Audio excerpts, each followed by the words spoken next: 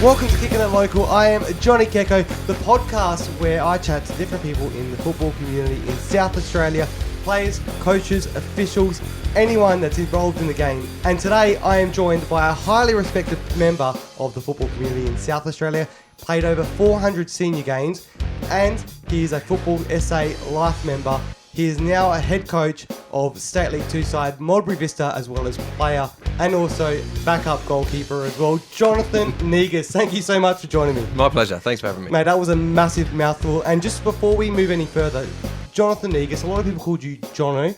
Is it Jono or Jonathan? What do you prefer? People who call me Jono don't know me that well. My mum calls me Jonathan, so he called me Jonathan. So when I got introduced to you, I got told, oh, this is Jono Negus. All right, cool, Jono. So I started talking to you as Jono, but... So obviously, whoever calls you Johnny doesn't know you that well. It doesn't upset me. Yeah. People call me Nego. You know how many people didn't know my first name was Jonathan? Really? They're like, Nego?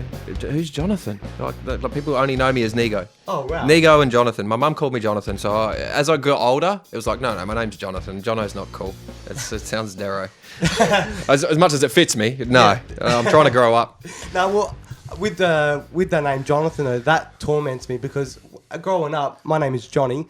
I've got an Italian background, so everyone was like, "So what's your full name?" I said, "Johnny." No, it's not. It's not. It's Jonathan, isn't it? I'm like, "No, it's Johnny."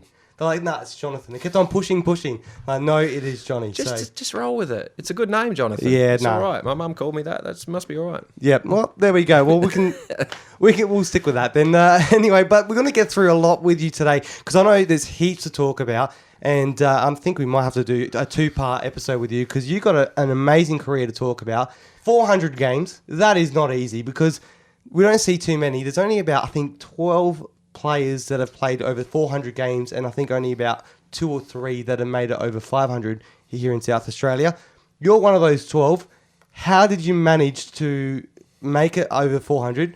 And only until I just met you before, I just realised, I thought... You're a coach now. I thought your playing days were behind you, but you're still a player coach and just scored on today's game as we record this episode. Yeah, I say to all the players that I've played with and coach that I can't give them advice on how to prolong their career. Like I'm a smoker. Yep. I've always been a smoker. I've always been a drinker.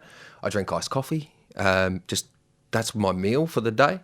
So my call them lifestyle choices aren't sort of the kind of things that athletes would be using to... Yeah, it's interesting to see that you got that lifestyle and you're still playing 400 games. Yeah. And that's an incredible thing. So what made you... How'd you get to that point with that lifestyle that you've got? I think there's a desire to do it and coupled with the habit of doing it. Of the drinking iced coffee or the football? Oh, the football. The iced coffee is beyond me. Like that just happens. You got to wake up and you have a couple of iced coffees. But it's more about the habit. It was just for a long while it was I get up and I go and play football and that's what I do. And football came first. It came before my job. It came before just everything else in my life. And then that just becomes a habit. Yeah. Like so many things in your life and I was fortunate to be able to play at lots of different clubs in every position. So there was always a spot for me somewhere. Yep. So I think that sort of helped. Mate, the 400 games, I've got heaps to talk about that period. Obviously, all the clubs, all the positions you've played, because off air you were telling me all the different positions. You've played everything, goalkeeper to as a striker as well, and all the bits in between. So I'm going to talk about everything, every inch of that of your career. But before we get to that, there was almost a point you weren't going to play football because you made a little bit of a change to Aussie rules for a short period of time. Yeah, that was a long while ago. No, I'd always played Aussie rules. I started when I was about 13. I'd always played soccer since I was a little tacker, 5 or 6. I lived in rural South Australia out in the Barossa Valley. Yep. And no one played soccer out there. So I was a bit of an outcast in that. So I played footy, local team, Freeling.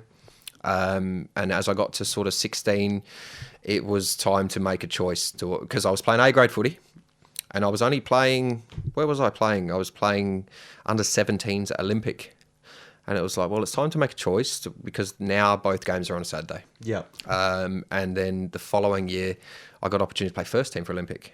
So I went, oh, okay, I'll do that. That's fine. And that's sort of where it went. It was just I had to make a choice. It wasn't a conscious decision of I like this better than the other. Yeah. It was just, I just sort of fell into it and I was sort of comfortable enough in what I did that I I didn't have to worry about it. All my mates were playing footy on a Saturday. I could go and do my own thing. And that's how I landed playing football for so long. Did they continue playing Aussie rules, your mates? No, they all fell off. They all fell off as well? Nah, birds and deers. You know, yeah, the usual suspects with footballers. So you continued on your career, and you've done had some amazing achievements along the way over your 20-year-long career, and it's still going to today. Being involved in the game, you've been through a lot of change, not personally, but also involved in the game as well. You've seen a lot of change to football in South Australia. We've had the league structure change a lot. We saw the demise of the NSL in Australia, the introduction of the A-League. We've seen the restructure of South Australian leagues as well, where we saw the number of divisions in the tiers chop and change. So what in your point of view has been good? What's the change been like for you as a player? Yeah. Well, that's a question. Remember, it was probably about 15 years ago, I think they had the 3 tiers again. Yeah. So it was Super League, Premier League, State League. So it's not a new concept for them to go down that path. No, but we saw them change to 2. Yep. And then back to 3 again. Yeah. I mean, I can't answer that. I mean, there's lots to do with. Everyone wants to play at the highest level. Yep. So every club wants to put their hand up and say, yes, we're playing in this federation and whatnot. I really, it hasn't affected my way of thinking or playing in any way. Yeah. When I was younger, I always wanted to play at the top level. Didn't matter. As I get older, I play as it suits me, as it suits my body and condition. So, I mean, I'm glad there's a state league too, because it means I still get a kick. How are you feeling as a player now? Body wise, I think if I trained every day and if I, did the right things, I look after my body better, I think I could play at the next level, no problem. But with 5 kids at home, running a business, my missus is studying a PhD. Yep. We're very busy people. Jeez. I'm coaching first team. There's not a lot of time to worry about going to the gym or drinking a protein shake.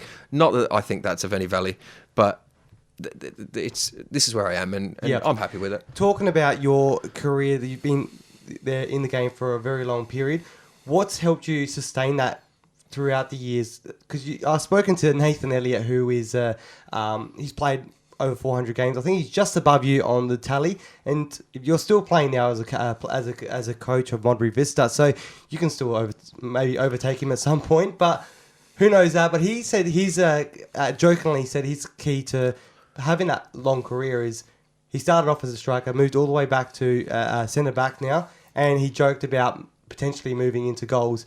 You've played all those positions. So what has helped you? Has that helped you get through your 400 games? I mean, physically not really, because I'd always played. When I was fit, I'd always made sure I was fit enough to do the role that I needed to do, and it wasn't even. It's not even now that I'm older that I've had to, go further in defence or somewhere else, because I did that when I was younger. I started as a defender. I started as a centre back and a wing back and all that. So I started at the back, moved my way forward, and then I was always the first player picked, but the last one to be put in a spot. That's what I always found. Yeah. So they wanted you, but they didn't know where they're going to use you. Yeah, that's right. Is that because you're so versatile that they were just trying to see where they needed to fill the gap? It's a gift and a curse. Yeah. It's like if you're a versatile player, it's great because you're great for that team you're in. Yeah. It's no good for you personally because who else is going to want you? Yeah. They want the best striker, they want the best centre midfielder, not the guy that can do everything pretty good. Yeah. Did you find that as a bit of a struggle moving from club to club? Because you were at Adelaide City for a long period of your career. Mm-hmm. But did you see that, as you just mentioned, about being in multiple different positions, being used as a versatile player, did that hinder your career at any point, or did it kind of help you? If anything, it was better, because I would have clubs called, like I left Adelaide City because I couldn't handle the workload. Yep. We worked really hard for a long time, and we were super lucky because we got a lot of success out of it. Like a core of players, sort of 10 players that stayed together for a long time and won everything, and it was great. But then Monday night games in the cold, I had ankle issues. It was very difficult to just keep going. It was difficult to walk in the morning. I went, I'm going to go play State League for a year just to, straighten my body out. I might just train once a week. That'll do.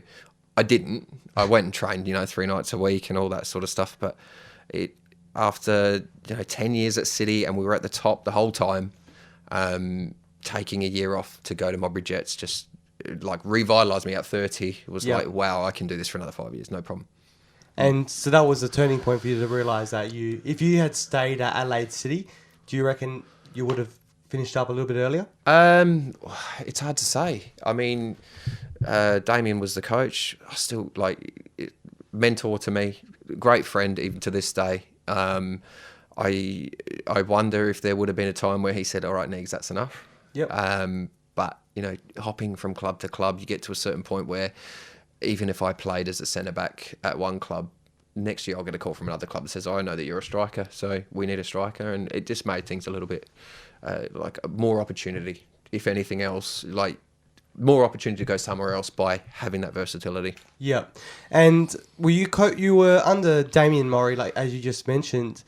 He was a very, very good player back in his day. Mm-hmm. Ex-Socceroo, played in the NSL, but also has proven to be a very good coach as well at Adelaide City, and most recently at White City, who are now known as FK Beergrad. He's still seeing out his duties at FK Beergrad, but he's just been appointed the interim assistant coach at Adelaide United in the A-League for the remainder of the season in 2022. Has he been any inspiration to you as a coach yourself now? I think in a lot of ways, a lot of the things that I take out to training sessions of the game come from him. Yep. A lot of the things that he got came from Zoran Matic.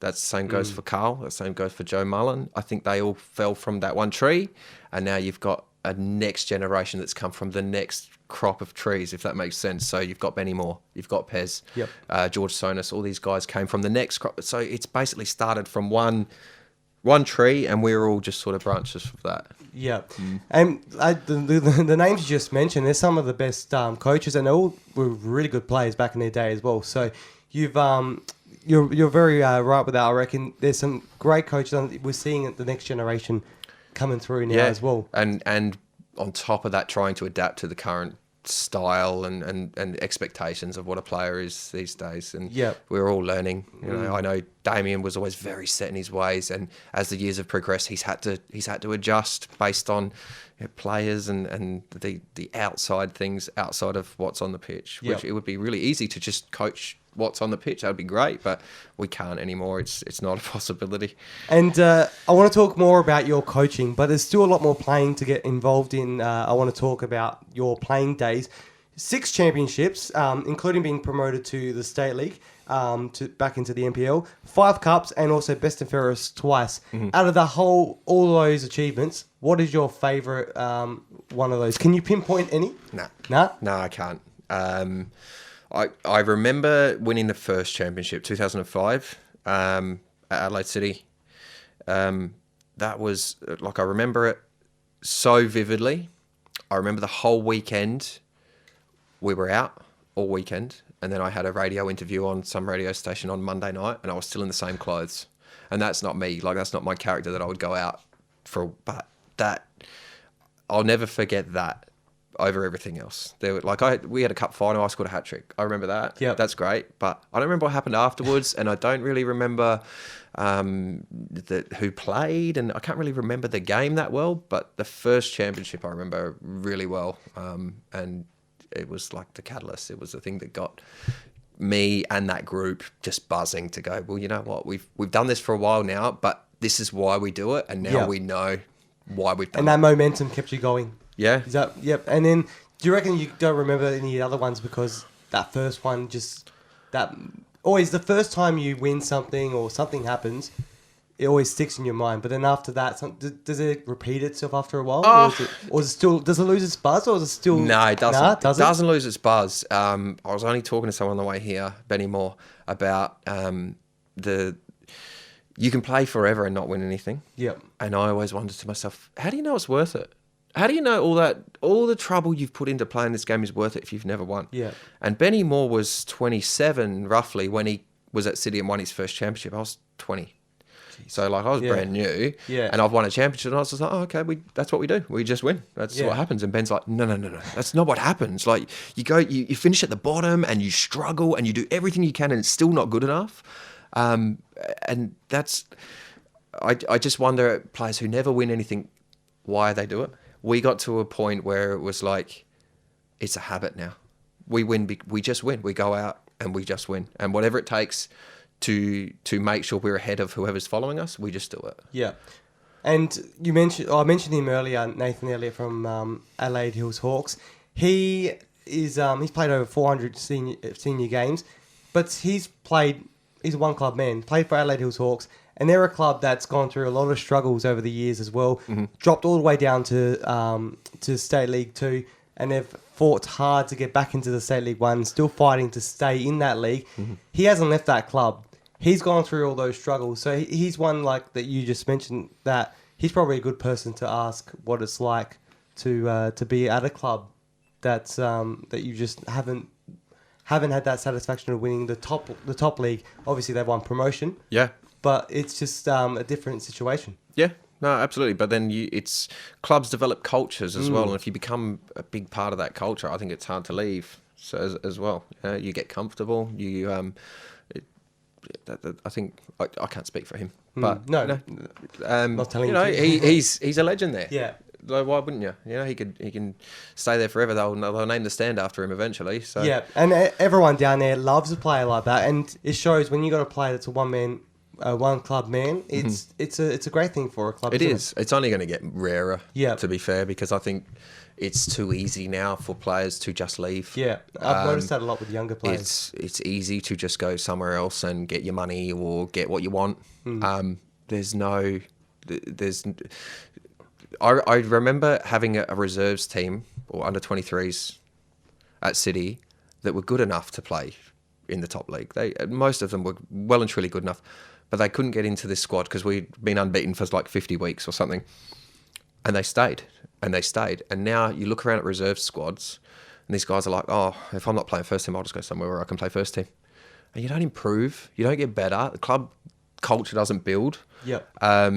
It's just too easy to go somewhere else. What is the reason that's changed, that mentality has changed from when you're playing days, when you had players that were one club men, and what's happened that's changed that mentality to players these days? I mean, players have always been paid to play. I think now it's ridiculous.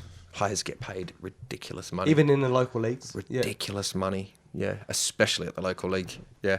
And you reckon that's a factor? Oh, for sure. Absolutely. Oh, absolutely. Yeah. If you can make enough money to not have to work during the week to kick a ball around, why wouldn't you? And I don't blame the players for getting the money. Yeah. Because why wouldn't you?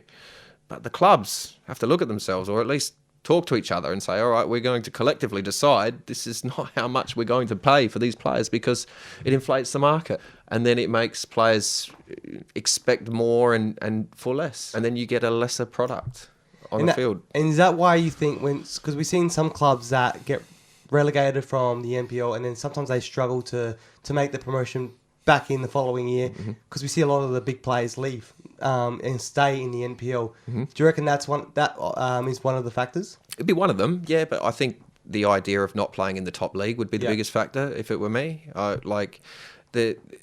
There's a pride to it. If you are playing in a team that gets relegated, you should have the pride to help them get back up. But if you want to progress your career and if you want to build a legacy, it needs to be in the top league. So, I mean, there's an argument for both sides of the case. But most players tend to just go somewhere else. And in saying that, though, there is a lot of players that we've seen that have stuck by their club, and I love that when you do see that. I think it's fantastic as well. I love to see clubmen, and like as much as I've played 20 years at 20 clubs, no, it's not 20 clubs, but I was a clubman. I was at the same club for 10 years. That's a long time, you know. Yeah. So now I just sort of flitter about. You played at 8 clubs, and over your 20 years, but most of that big chunk came from Adelaide City. And that's a huge achievement to play all that period there. So you played at, on top of obviously Olympic, Adelaide City, Modbury Jets, Metro Stars, Adelaide Croatia, Raiders, and also White City, Playford, and Modbury Vista. Out of all those clubs, is there any we spoke about Adelaide City the most, but are there any other clubs that really stand out for you with the time that you had there?